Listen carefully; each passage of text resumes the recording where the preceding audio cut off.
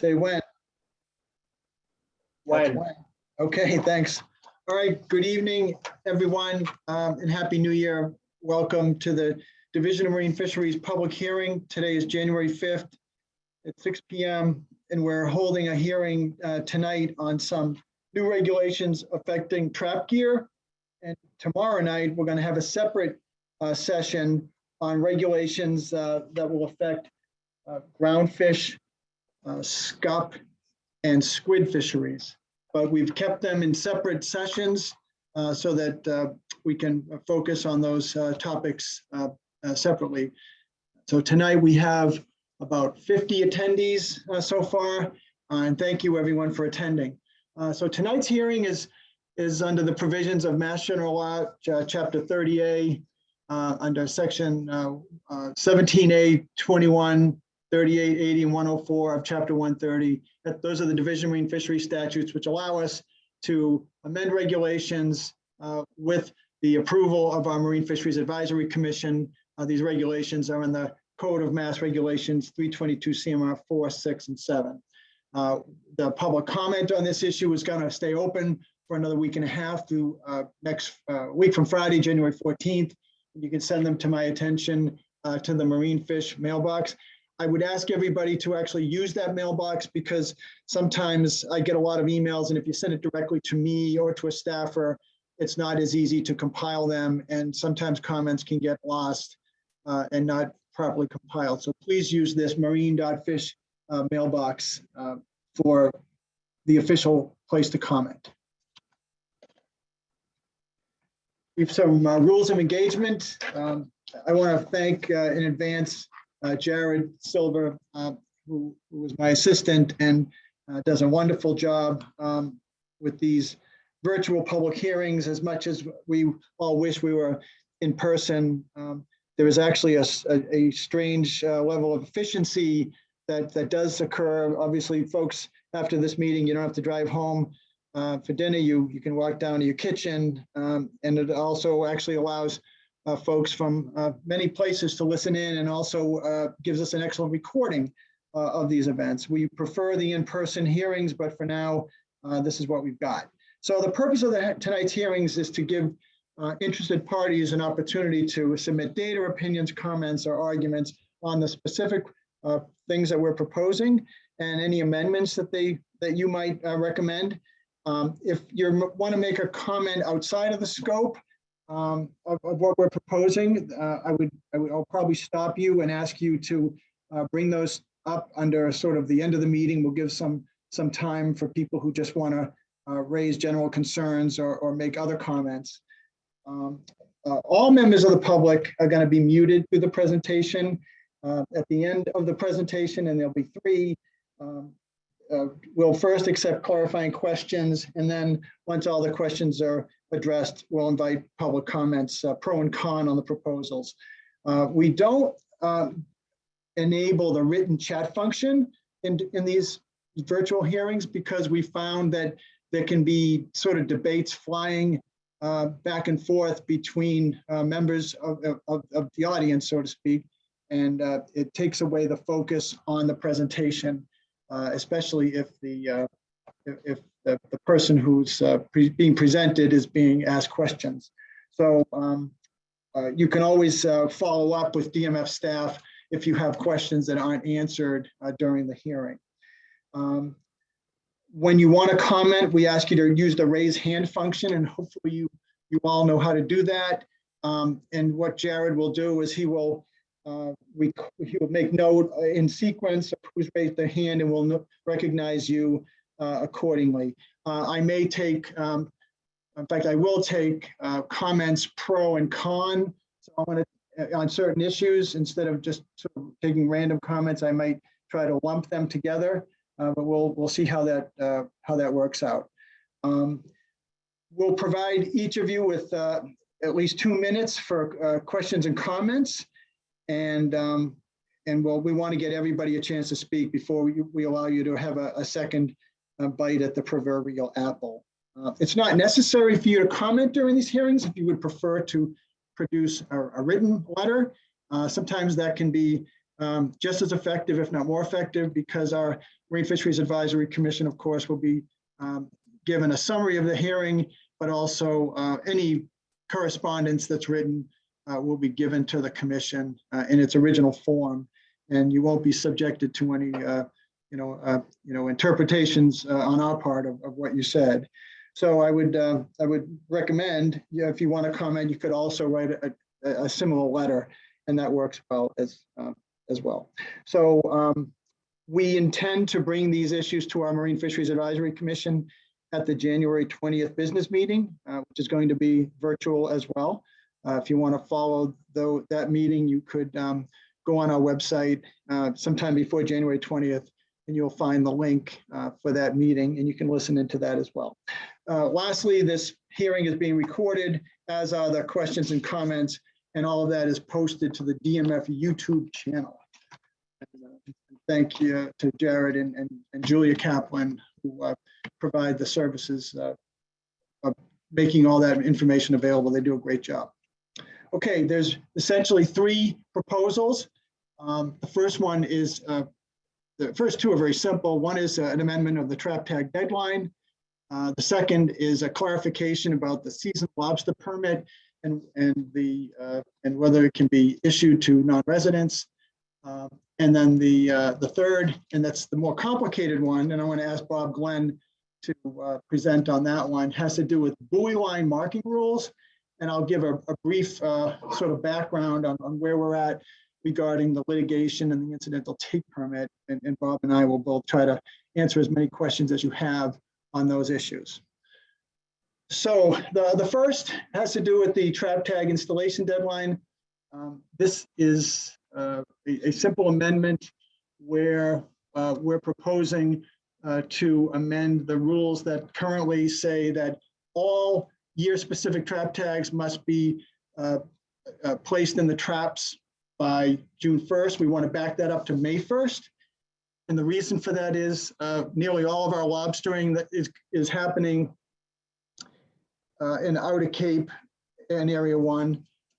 There is still a small fishery in Area 2, but most of the fishery is taking place in the areas that are closed through during the period February through either April 30th or May 15th.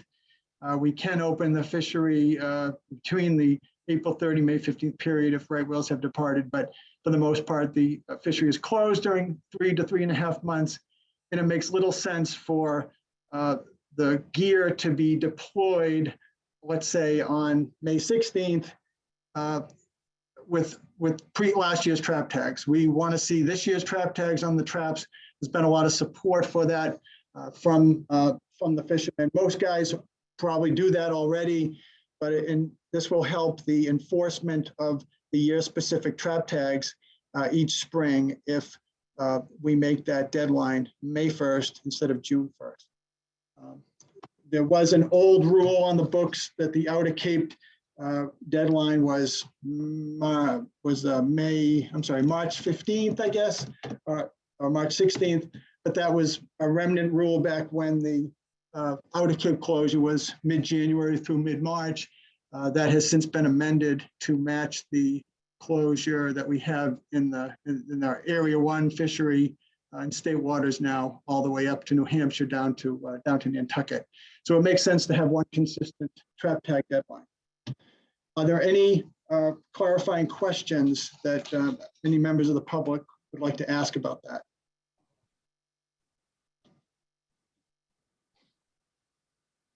I'm not seeing any questions, Dan. Okay, so I guess we can take any comments in favor of this change, and then we'll take comments opposing the change. So any comments in favor?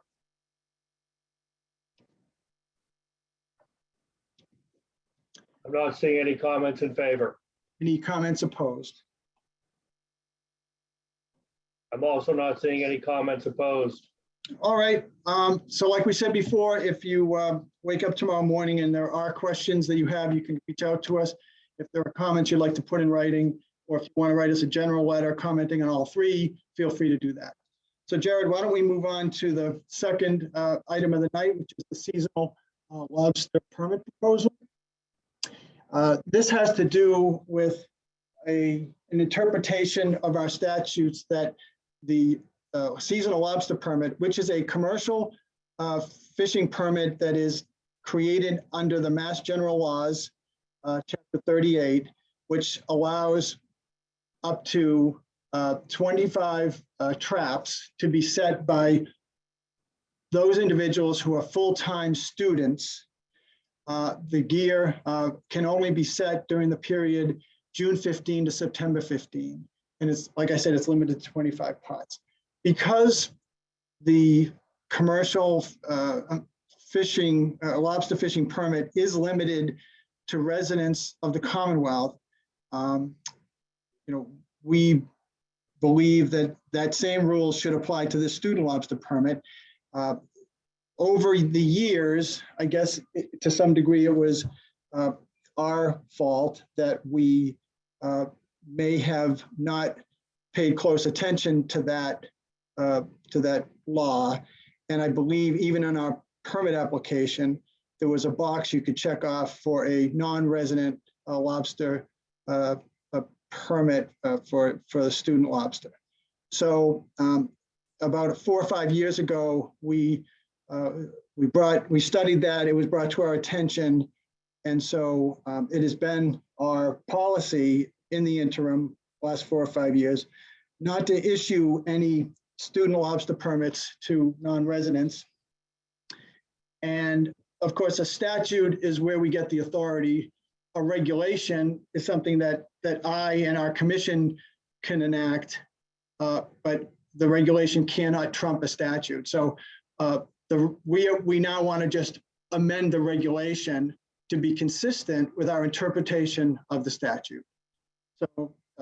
So we're here simply to sort of propose to make that clarification in our regulations, and that clarification simply supports our interpretation of the statute as written. So why don't we take any clarifying questions at this time, Jared?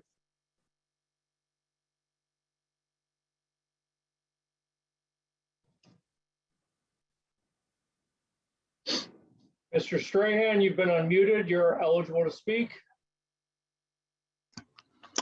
Okay, so, Dan, Jared, when you mentioned that 5-year timeline, I reflect that was about the time I tried to get a student permit there, the limited, permit. And I think you invented this regulatory interpretation just to keep people like me out of the lobster pot fishery, because I guess traditionally the seasonal lobster pot permit is meant to allow new people to come into the fishery because you have to be an experienced fisher. And the only way you're going to get experience is being a stern man or having at least to be able to do your own lobster pot trawls, so you can have the skill set and some kind of experience, so someone will even let you be a stern man, because then you can go on to get maybe a permit, but only if you're in this exclusive club of people who have been allowed to be within the occupational culture. I believe when we had trial last summer, it was firmly established that the lobster pot fishery is an occupational culture. And Hey, this Max, are you opposed to this proposal? This was the session to ask a question. I don't think. That's what I'm trying to get is your background. I'm trying to raise this issue, and that if we're going to have a world where there's going to be diversity and people of all kinds of political opinions and cultures can actually access every permit that the government's offering, it would seem that you're going out of your way here. Don't you feel that you have a greater burden under the state constitution to expand the kind of people that might come into this fishery? And by letting people out of state do this, and also I guess I would just raise another issue for your comment, that under the Supreme Court has issued many opinions saying that it's not constitutional for any state to limit its waters to fishing only to its own residents. You've got to let other people come in from other states. So Max, I gather you're opposed to the proposal as written.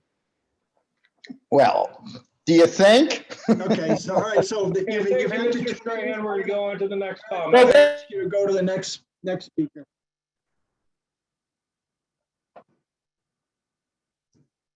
Who's next, Jared? Mr. Lassard, I'm seeing two hands up from you. I'm going to select the first one. And if that doesn't work, because you're on here twice, we'll try the second one. You can unmute yourself, Mr. Lassard.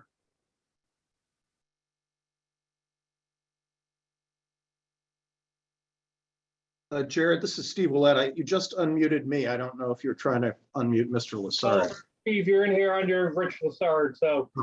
Okay, well, why don't you take him first? The other one. I must have like clicked on his invitation or something. Will do. All right, the real Mr. Lassard this time. You can unmute yourself and provide comment. Am I unmuted at this point? You are. Oh, excellent. I had some other questions, but I'd like to focus on a new question that came to mind. You guys have decided to couple this particular permit with the general commercial permit when it was clear when this permit was created, it even states, in addition to above non-commercial lobster and crab permit and the commercial fisherman permit. So the statute was meant to create this permit outside of being linked to any other permit and provide students specifically, and it doesn't discriminate against non-residents, to give them the ability to fish for lobsters and lobsters only. And then it further goes on to limit this particular license, except for those who plan to take lobsters and edible crabs need to be residents, citizens of the Commonwealth. So this is, you're linking this separate permit to another permit to fit some narrative that some outcome that you want. It's like linking a tuna permit to a residential lobster permit for some reason. You're taking apples and oranges and putting them together and calling them the same. There's not many aspects of a seasonal lobster permit that makes it common to a commercial man other than the fact that they can sell their lobsters and they fish with traps. Not many full-time commercial lobstermen float around in a 12 or 16-foot boat and only go 100 yards offshore 90% of the time. And they normally fish hundreds of traps, not limited to 25. So why you guys have decided to link those two together when they're miles apart in their definition. And the production of this special seasonal permit was specifically to advance the development of students. Maybe, someone at the DMF has issues with, age requirements or anything like that, but, it is what it is. These are students looking to pursue a dream, to get into the industry and learn about it, to see whether or not they want to forge ahead when they go to college or some secondary school, to say, yeah, I tried it on a smaller scale and I do want to pursue it. They don't always have the opportunity to jump on a deck. We're trying to maintain this to 2 minutes. It's been about, Okay. So if you can come to your summary, that would be appreciated. We can All come right. back to this later if we want. Yeah, so I guess my question would be, how can you link two totally different permits together so that you can arrive at an outcome when they're specifically separated within the regulation? I I'm guess not- that's a question for me, and I think what I'll do is we'll take that comment. I think it's a good one, and we will ask our legal counsel to provide us guidance. I mean, we often, we almost always refer to legal counsel before we make proposals like this, and so we'll take that as a comment. Well, thank you. Jared, something weird's going on the screen. What's up with that? You back? Yeah, there you go. That's better. All right. I must have clicked on something. Thank you, Mr. Lessard. Attorney Ouellette, you can unmute yourself as Mr. Lessard and provide comment.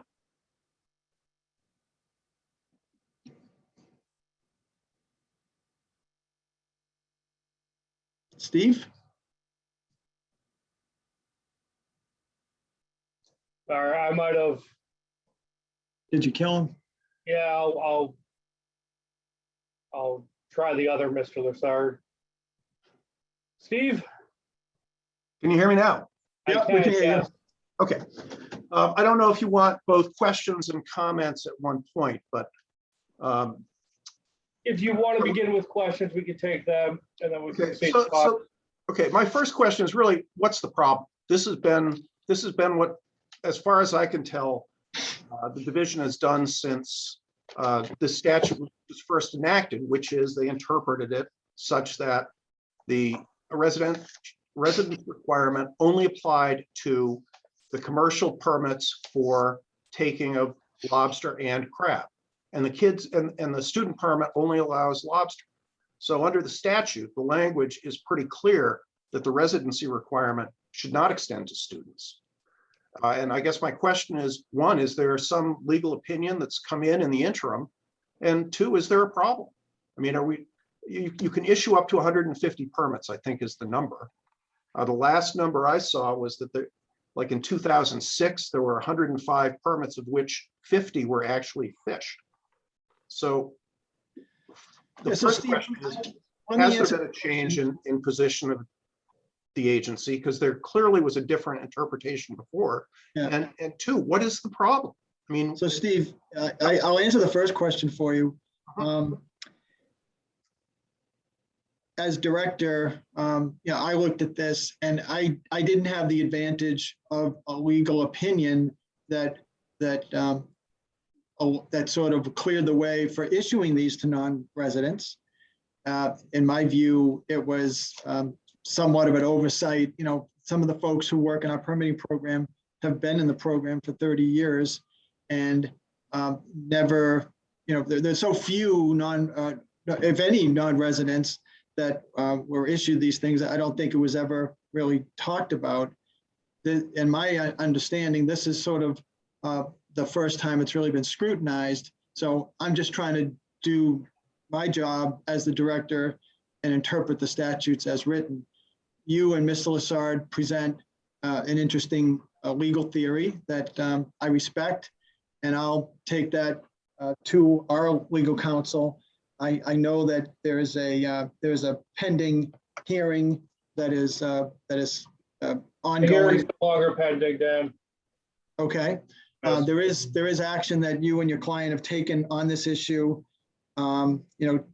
before the magistrate about this issue. And so I don't believe that that's been resolved yet, but I appreciate your perspective and also Mr. Lessard's, but that is my response to sort of, how did this come about? It's our current interpretation because we think it was a historical oversight. yeah, I mean, this is now kind of a comment section, which is, Yeah, go ahead. having read the statute, we always have to assume that every word in the statute has purpose. And the residency requirement is clearly, first of all, the student lobster permit is for lobster only. And the residency requirement is limited to those permits which allow the landing of both lobster and crab. And what if they intended to apply it to all of the permits in that section, they just would have said it applies to all the permits in this section. So I'd be interested to find a legal opinion that, and I'm giving you my legal opinion for what it's worth. Yeah. And I, again, I look at it and I say, the problem with students is they move around and they have to move where their parents are.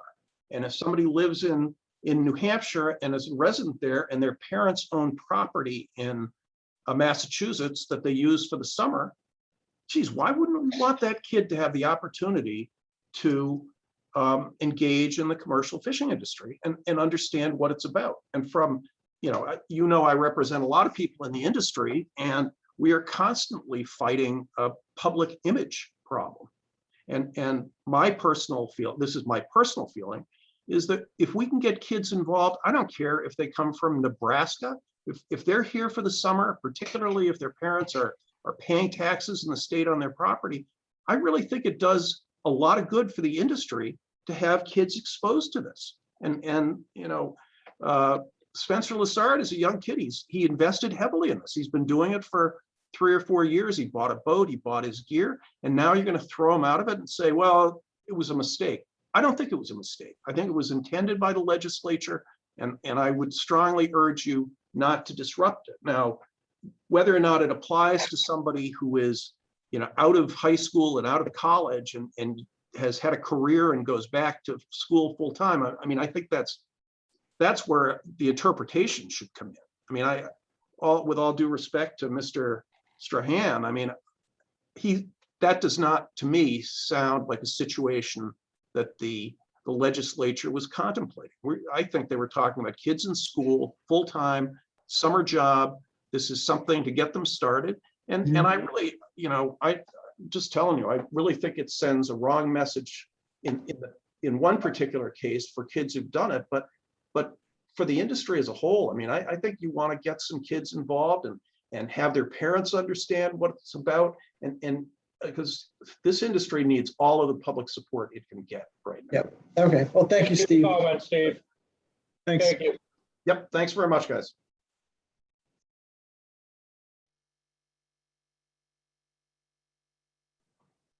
James Morose. Yes, can you hear me? I can, yes. Okay, yeah, I'm just a periphery on this. I know a lot of people that live, and seasonal and resident Massachusetts residents that enjoy this benefit of using student lobster. So one of the questions I had was, I mean, someone just said there was 105 permits issued in 2006, but what is the current level of activity here? Because I'm saying to myself, I mean, like apparently the Spencer Lessard, there are people that should be grandfathered if they've already had permits and going. I mean, if you're going to change the rules in midstream, then there needs to be some accommodation made. And so that would be my main concern. Can you address any of that? Story, do you have the current numbers on student lobster permits issued in 2021? Yeah, we issued 106 last year, so it's very consistent. I don't have the activity level offhand, but very consistent in what we issue. And in terms of grandfathering someone in, that's a comment we can take and consider. I don't think it's something that it's not being proposed, but it's certainly something we could consider in a final rule. Well, okay, and the other thing is, I mean, out of these 106, I mean, are these, what I call return, users? I mean, is there some, permanency or consistency to the people that use this? I mean, like I said, it's a small community, and when people want to get interested, I mean, once you get hooked, you can't stay away from the sea. Yeah, I would ask Story, do you know anything about the sort of the return of the student lobstermen from year to year? Have you ever looked at that? Yeah, I don't have any hard numbers, but we definitely see late middle school, somebody might get one and have it right through college. I mean, it's not uncommon. So to that point, yeah. Isn't it also true that it is often done by relatives of professional lobstermen? Sure. Yes. Yeah. Okay. Okay. Do you have any other questions or comments? That pretty much sums it up, other than the fact that, you know, I had been looking at this for a couple of years because of the things I've heard, and the form online, there's like a couple of different versions, so it's hard to figure out which one is the correct one. But this one does, you know, the one I'm looking at now has a non-resident, you know, student lobster 145. That's all. And somewhere in there, like you said, if you could put in some kind of, you know, grandfather or you know, for people who have already had permits, they should be able to finish out their requirements on whatever they're eligible to do for that length. Yeah. All right, thank you for the comment. Thank you.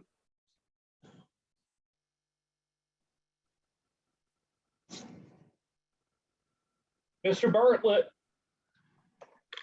You can unmute yourself. Yes, Jared.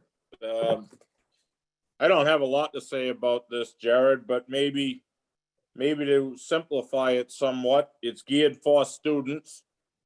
I believe it starts when they're 12 years old is the minimum. To make it easier for yourselves in the future, how about if something was put in like a cutoff time? Most students, by the time they go through college, are done by 22 to 26 years old. That keeps it as strictly a student license from middle school till a student is out of college at a reasonable age. We'll consider that. Thank you for the comment. Anything else? Not on this, Jared. All right, thank you.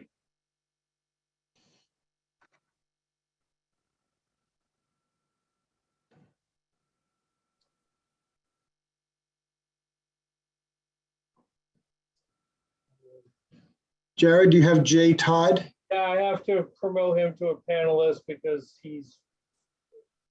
All right, Mr. Todd, you can unmute yourself and provide comment. All right, can you hear me? I can, yes. Okay, I'm just, building upon what other people have said. I totally understand, the trying to keep things in line with the regulations as they're written, or the laws as they're written, statutes. Trying to keep things. Obviously, you're managing the Commonwealth's fisheries in Commonwealth's waters, and that seems to state that you would expect that to be people from the Commonwealth. But where we're talking about a specific fishery where it's very minute, we're not talking about a large impact, and the amount of people, as you've stated, that if any, that are not from this state that would be in this fishery is so minute. I honestly think that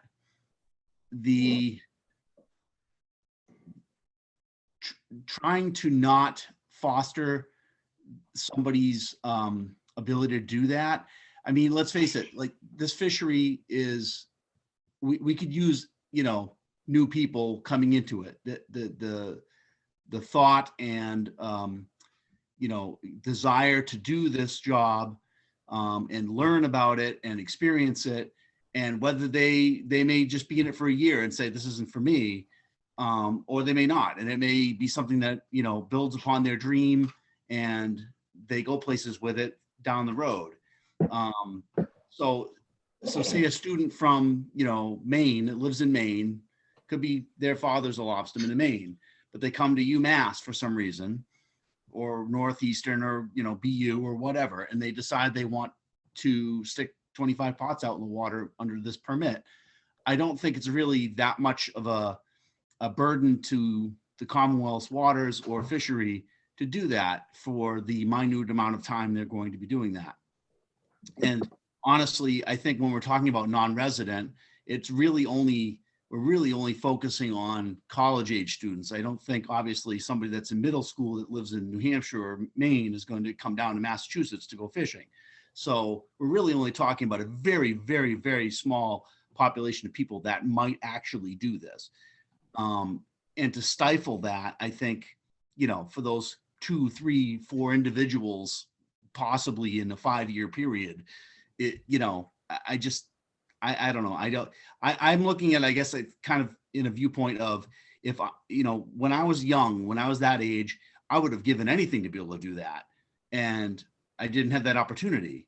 But it would have been great. And I grew up here in Massachusetts. So, but if I, been a college student from New Hampshire and I came to Massachusetts, I would have loved to be able to do that. So, it's really not that much of a financial or, resource impact, or it's not really affecting anybody. And I don't think it's really that big of a deal.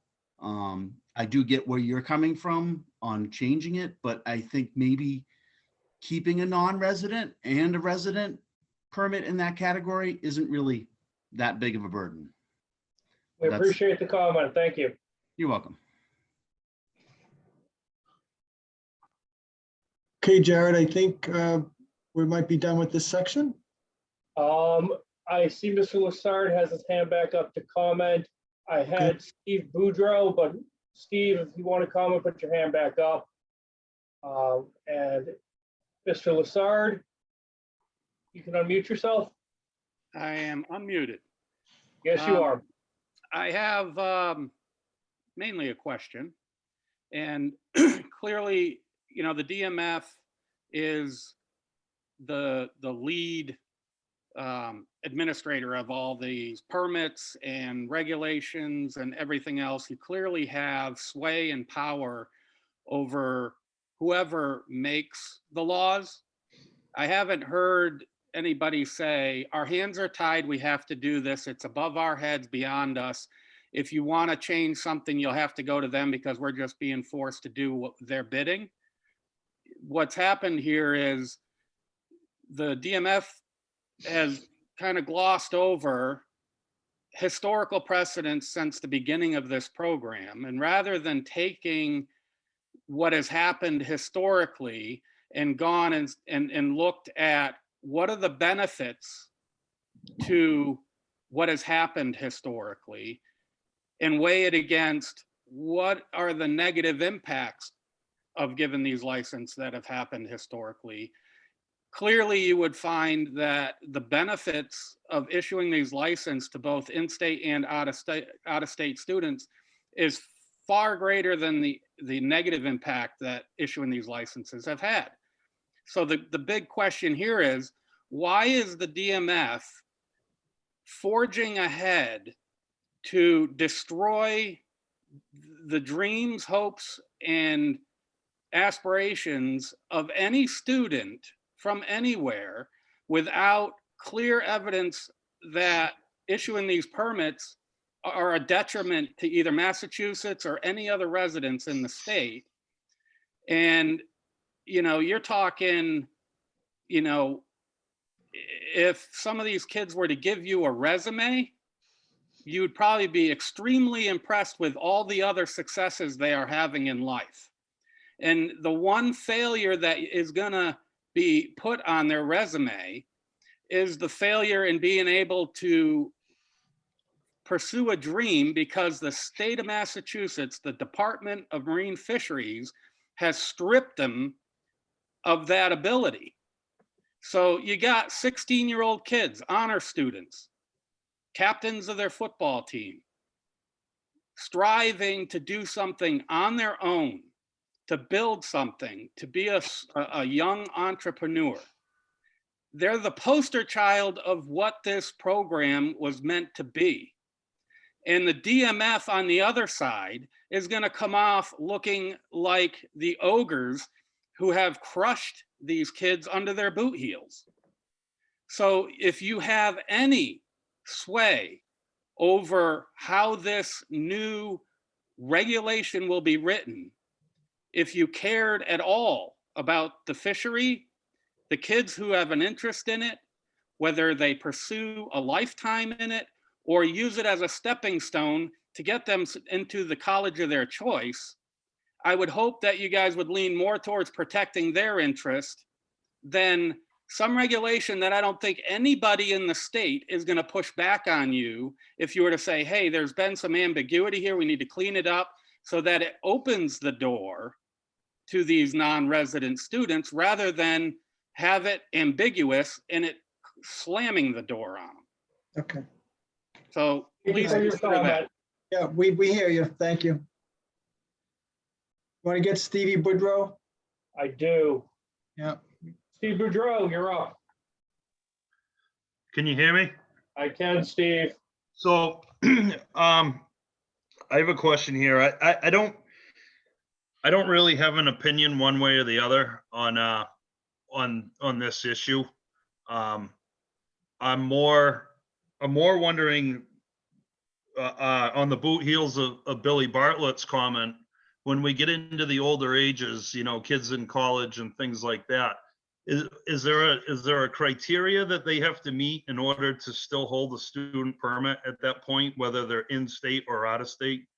They have to demonstrate they're a full-time student. There's no further criteria.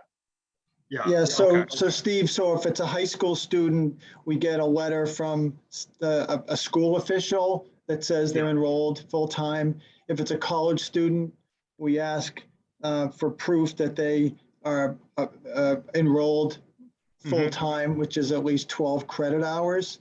Right, yeah. Full-time, that's all. Yeah. Well, that's what brought me to this question, because I'm sitting here looking at the New Hampshire Fish and Game to see if they had allowed a non-resident student, and I'm looking at their criteria, and it's, you know, for the college age kids. So it seems like what you have in place now mirrors that, and so I would say, as long as there's kind of a check and a balance and it's not being exploited to some degree, I really don't see the harm in it, and there being a non-resident student permit. Thanks for your comment, Steve. You're welcome. Thank you. All right, one more comment you want to All take? right, Max. Give you 2 Second minutes. crack of the Max. apple. Be polite, Max. Yes, hi there. Well, obviously I want to become a commercial lobster pot fisherman, but what my concern is, and I really think these comments have been really great, and I support Mr. Lassard's efforts and all that. And this is the point here. When I was reading the judge's opinion in a lawsuit, she said essentially that most lobster pot fishermen are stupid because they don't get high school diploma, they don't get out of high school, etc. And that's why we got to protect their fishing, because they can't get jobs doing anything else. And I thought she was really insulting to the working class, which is a noble thing. And the thing is also that how many people go into the fishery whose mom or dad, whose dad has been in the fishery for family generations, and they have a certain perspective towards ruthless exploitation and seeing environmental laws as a threat to their way of life.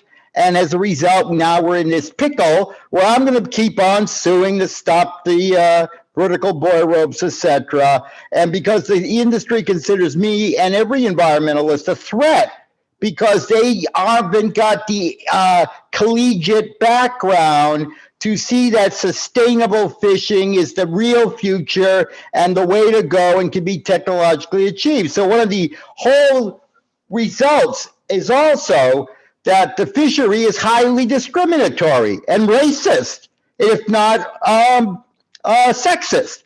I mean, there are no women fishermen hardly, except if they inherited the permit from their husband on a couple occasions. Where's the black people in the fishery? Well, thank you for your comment. no, this is an honest comment. All right, Max, thank you for your comment. I would recommend you put the rest of it in writing, because I think you're really off the topic of this particular proposal, which had to do with residency requirements for student permits. But we welcome you to put any of the other comments in writing to us. We'd be happy to read them. All right, we're going to move on to the buoy line marking rule. And Bob Glenn is going to present on that. And I'll just give a little bit of background. And that is the federal judge, Judge Talwani, back in April of 2020, ordered my agency, the Division of Marine Fisheries, to apply for and receive an incidental take permit from the National Marine Fisheries Service. We are in the process of making that application. It's a very long process. It takes a minimum of 2 years to generate all the paperwork and also to interact with the National Marine Fisheries Service to hone down what it is that we're asking for relative to which fisheries and what times and places. So that's an ongoing process. And Bob can speak to this. But in essence, we are seeking a set of rules here so that gear that is fished in the Commonwealth's waters by commercial fishermen can be distinguished from gear that is set by possibly that same fisherman, but in the federal zone. It's kind of a complicated legal arrangement that has come about from the litigation, but it's imperative that we be able to identify any gear that does entangle an endangered species, specifically right whales and possibly a leatherback turtle. Those are the ones that have been in the records over the last decade or so. And so I'm going to let Bob speak to that, and we can certainly answer some of the background questions you may have as well. But this is strictly about an amendment to which fisheries the gear marking should apply to, whether it's lobster only or some of the other fish pot, whelk pot. And then secondly, how to mark those buoy lines in such a way that it complements what's going on with the federal rules so that we can all distinguish between a federal waters entanglement should it occur and a state waters entanglement should it occur. So Bob, you've been on point for us on this for a couple of years now. You've done a great job. Why don't you take it away and get into some of the finer details? Sure. Thanks, Dan. And thanks everyone for attending. I think Dan summarized it fairly well. What we're just going to discuss tonight are two proposed rules that have the goal of two things. One is uniquely identifying all Massachusetts-based commercial trap pot gear in a fashion so that it is uniquely identifiable from all of the trap pot gear that is fished in other jurisdictions, whether that be in adjacent federal waters and or adjacent states like New Hampshire or Rhode Island, etc. And so that's the primary focus of these changes. It's also to make gear marking non-ambiguous between state and federal waters. So in many cases, we have fishers who are duly permitted, who seasonally move their gear from state waters to federal waters and back. And because of the way that we need to track right whale entanglements and potential right whale mortalities moving forward, it's critical for us to, in the event that any time is gear removed from a right whale or a sea turtle, that we're able to attribute it back to the jurisdiction who authorized the gear. And so that's the main focus. As Dan indicated, DMF is in the process of applying for an incidental take permit. This was ordered by a federal judge last spring, and as Dan indicated, we're in the process of working on developing a habitat conservation plan, which is a necessary first step. Part of that in the habitat conservation plan is defining what activities you are applying the take permit for. In this case, an activity would be defined as an otherwise legal activity, or in this case, a fishery as it pertains to Massachusetts commercial fishing activity with pots and traps. And so one of the critical elements of doing this is getting Massachusetts listed as its own separate fishery on the National Marine Fisheries Service list of fisheries. This is a list that is published annually. It involves National Marine Fisheries Service reviewing all fisheries and making designations for unique fisheries, as well as indicating what level of risk they are. And they have three categories, category 1, 2, and 3, with 3 being the highest risk, and then 2 and 1 successively being lower risk categories. And so along that vein, during early consultations with NOAA Fisheries, Massachusetts has requested what steps it would, from National Marine Fisheries Service, what steps would be required for us to distinguish our fisheries in such a manner that they were uniquely identifiable and truly different from other pot trap fisheries that occur throughout the Northwest Atlantic or New England. Oh, Jerry, looks like we lost the slideshow for a second there. Back up. Yeah, could you back up?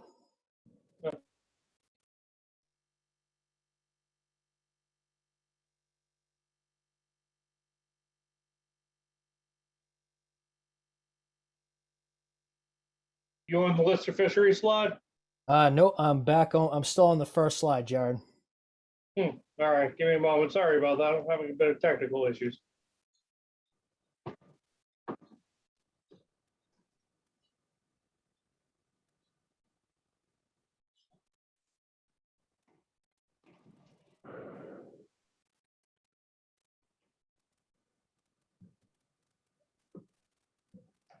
How about now? Nope, keep going. Yes, thank you. They're still in the background. Okay. And so in June of 2021, DMF adopted new buoy line marking regulations effective February 1st of 2022. These new regulations establish distinct marking requirements for mass commercial lobster and crab trap gear being fished in state waters, and they complemented the anticipated Atlantic large whale take reduction plan rules for federal waters. These rules, along with the expanded trap gear closure areas and weak buoy line regulations, were adopted to provide additional conservation to endangered right whales when compared to other jurisdictions, and also in an attempt to further distinguish our fisheries from other fisheries.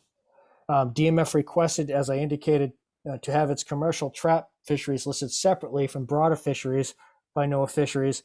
And this is, kind of a necessary first step for us in the process of receiving an ITP and identifying the activities in our habitat conservation plan.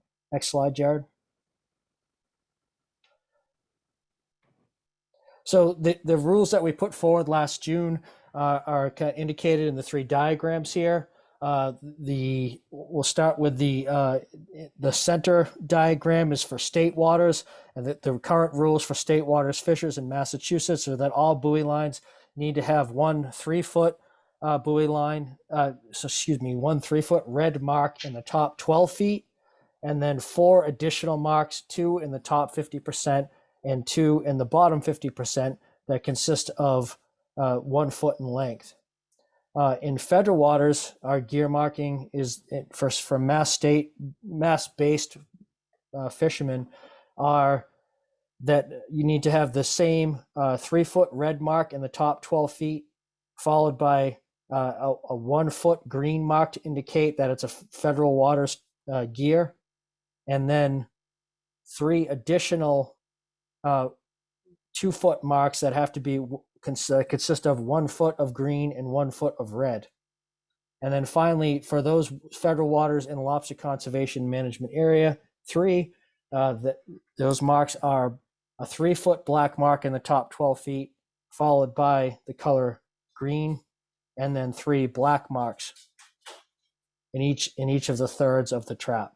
Now, those are the current rules. Next slide.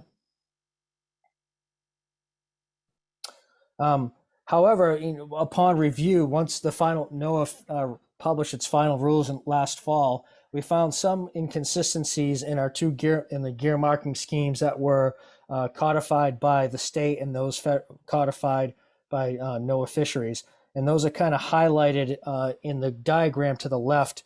In the 2 areas where the 2 diagrams to the far right, show where these potential inconsistencies occur.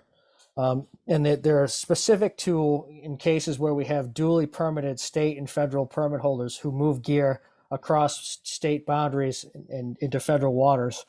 The inconsistencies revolve around the fact that mass state gear are required to have more marks than are required than all other jurisdictions. So other jurisdictions are required to have a total of only 4 marks in their line.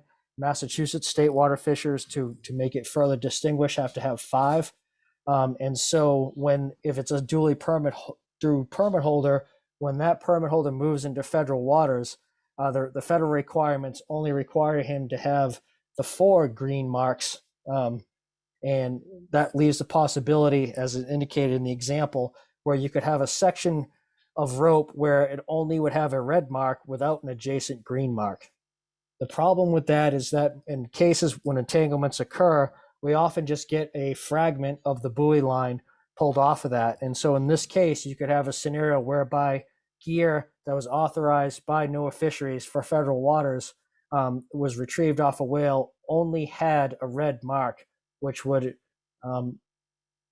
misattribute that gear to being a Mass State Waters fished gear, which obviously in the context of us needing to account for every entanglement and every potential mortality, especially related to our incidental take permit, that would be a real problem for us. And so what we're proposing to do is to require that all red marks that are fished by Mass State fishers in federal waters have an adjacent green mark. So in that case, in the case that an entanglement occurs, that it's clearly attributable back to a federally permitted vessel from Massachusetts. And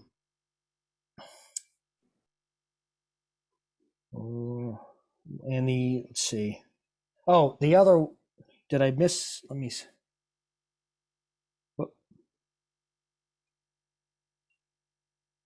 Okay, yeah, I think I covered all of that.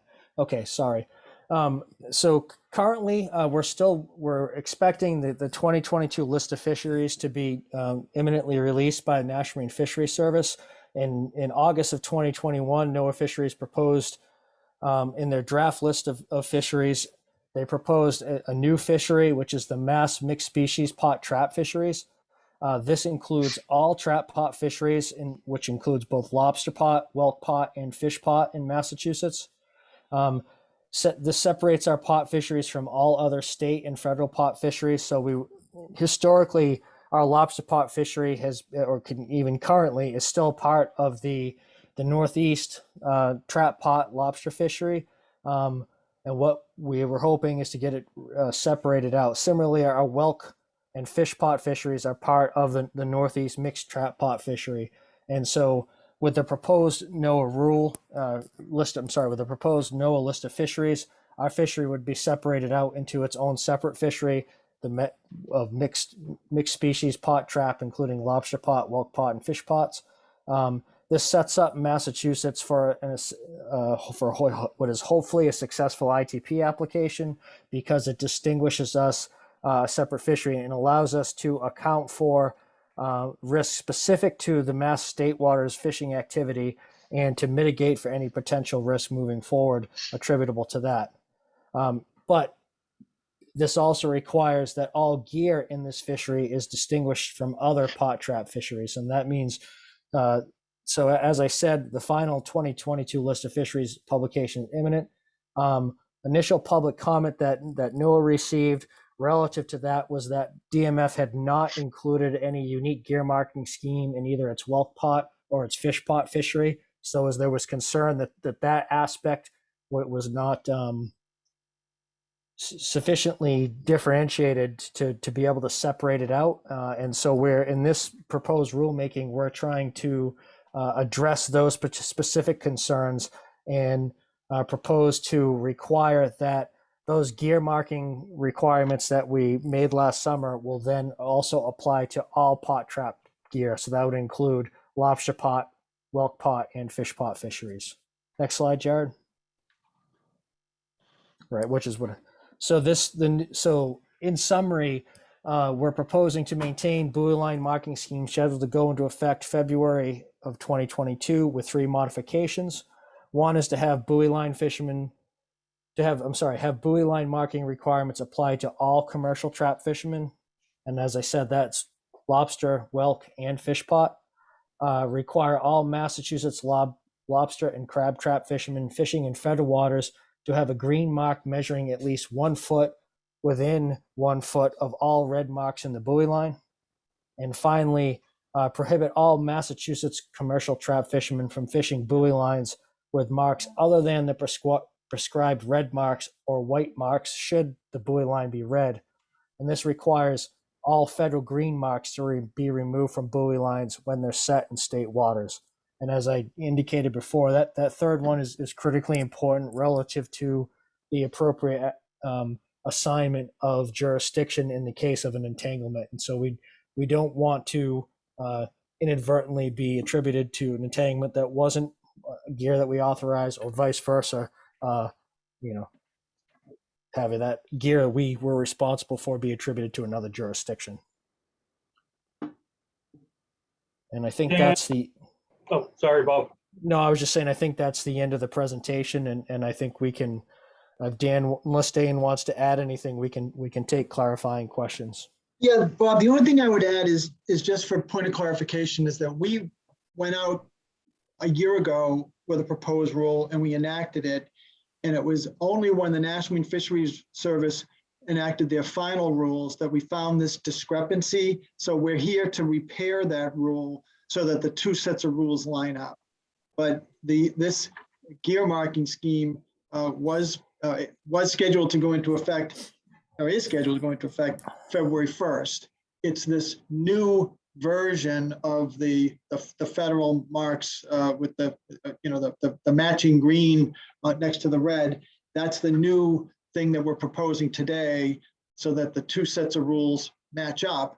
And the fact that we're proposing it, as Bob said, not to be redundant, but we're now we want input to whether to extend it, because we want to extend it to those other non-lobster trap fisheries. So I think what I'd like to do in terms of taking comments, I would like to hear from the commercial lobstermen first, because I know that there's some techniques that can be used and maybe some questions about techniques. So what I'd like to do, if the group is okay with this, is hear from those who are actively commercial fishing with traps and vertical lines, to get your comments first, because I know when it comes to these issues, it's easy for us to for the conversation to drift into some of the larger policy and issues, which I don't want to do right away. I don't mind doing that before the night's over, but I think for expediency and efficiency, I would like to get the commercial lobstermen's input first. Lobstermen, but also maybe the whelk fishermen and the fish potters.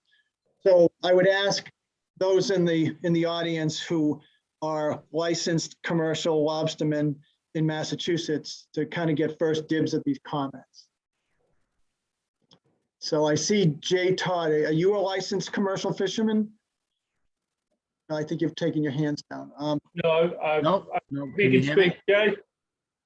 Can you hear me? Bill Bar. Yes. Yeah, How you doing? So I guess as far as, I mean, I use red heat shrink on my lines to make the mark. So, obviously I got to do a lot of changing around, and I know that the weak links stand that are that we put in this previous year work as red marks as well. So that requires a little bit of modification on some of my lines, but it's not really that big of a deal. I think as far as I'm concerned, I'm fine with the changes that are proposed. I think the only comment I have regarding it is adding on the other pot trap fisheries in Massachusetts other than lobster crab.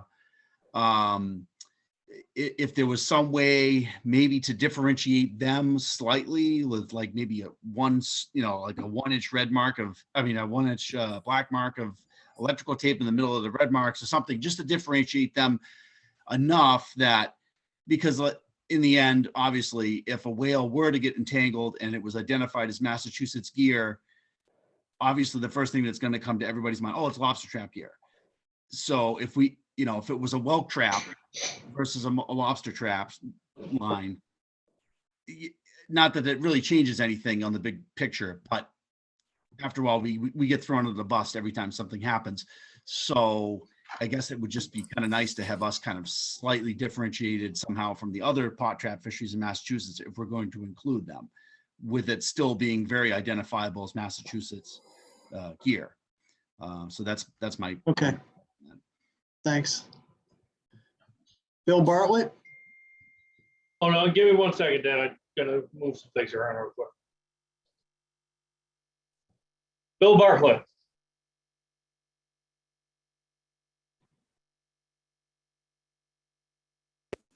Can you hear me, Jared? I can, Bill. Yes, I don't really see where it's gonna be any problem. I mean, yeah, it's gonna be additional work to remark some of the buoy lines and add marks and take marks out, but at the end of the day, if it's gonna help the state of Massachusetts to obtain that permit, that incidental take permit, then anything that we need to do, I think I should be looking in that direction. I do agree with the previous speaker that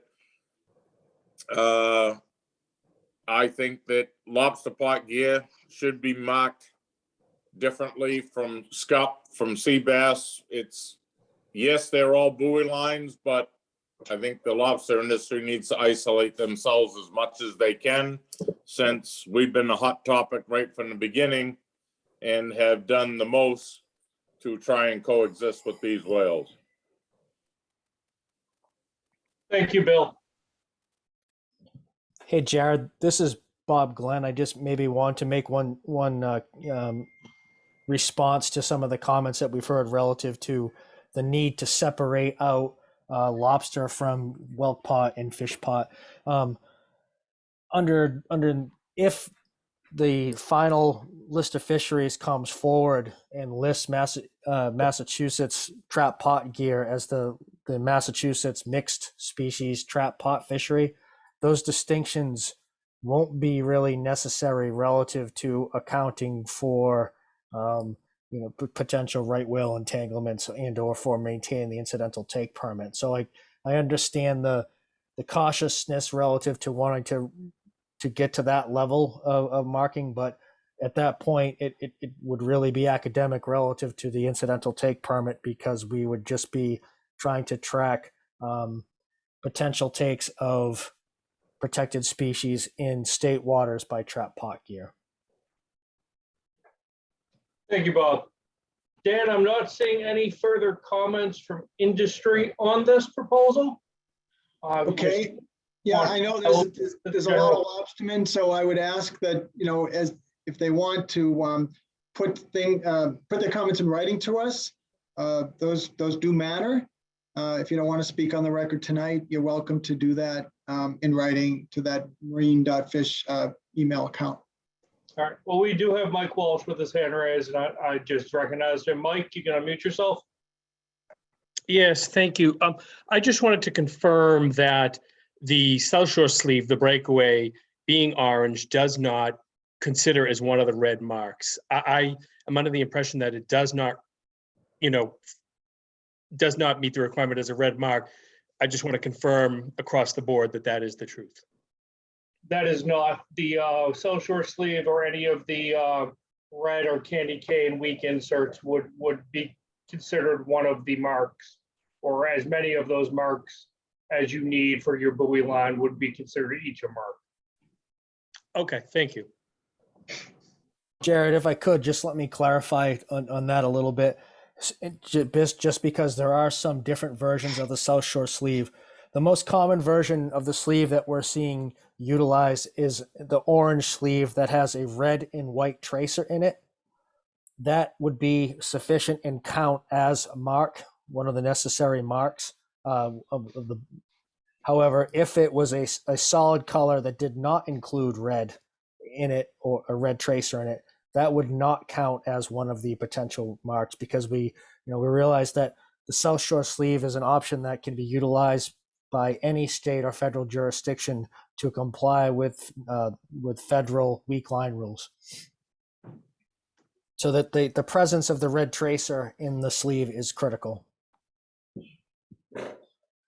Thank you, Bob.